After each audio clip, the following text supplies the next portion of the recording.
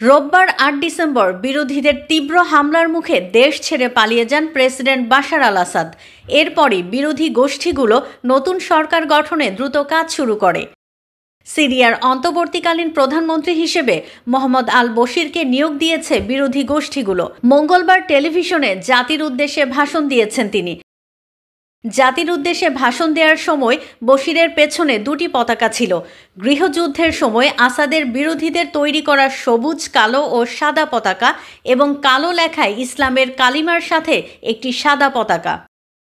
বিদ্রোহীদের ১২ দিনের ঝোড়ো অভিযানে রাজধানী দামেস্ক দখল হওয়ার আগে আল বশির বিদ্রোহীদের নেতৃত্বাধীন সিরিয়ান সালভেশন গভর্নমেন্ট এসএসজি এর প্রধান ছিলেন।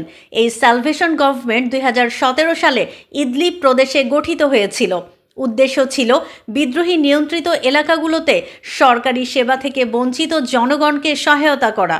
Double million offer Walton fridge কিনে পেতে পারেন ২০ লক্ষ টাকা, রয়েছে কোটি কোটি টাকার নিশ্চিত উপহার। এই সরকারের ছিল নিজস্ব মন্ত্রীসহ বিভিন্ন বিভাগ এবং বিচারিক ও নিরাপত্তা কর্তৃপক্ষ। এসএসজি সরকারে এর আগে বশির উন্নয়ন মন্ত্রী হিসেবেও দায়িত্ব পালন করেছিলেন। হায়াত তাহরির আল শাম বিদ্রোহী গোষ্ঠীর সঙ্গে ঘনিষ্ঠ সম্পর্ক ছিল মোহাম্মদ আল বশিরের। বাশার আল আসাদ পতনের অভিযানে এই বিদ্রোহী গোষ্ঠীটি নেতৃত্ব দিয়েছে। আসাদের পতনের আগে থেকেই ইদলিব প্রদেশ ছিল হায়াত তাহরির আল শাম এর নিয়ন্ত্রণে। সিরিয়ান সালভেশন গভর্নমেন্ট কার্যত তাদেরই নেতৃত্বাধীন সরকার। আল বশিরের জন্ম ১৯৮৩ সালে ইদলিবের জাবাল আল জাউইয়া শহরে। আলেপ্পো ইউনিভার্সিটিতে ইলেকট্রিক্যাল অ্যান্ড ইলেকট্রনিক ইঞ্জিনিয়ারিং বিভাগ থেকে লেখাপড়া সম্পন্ন করেন তিনি।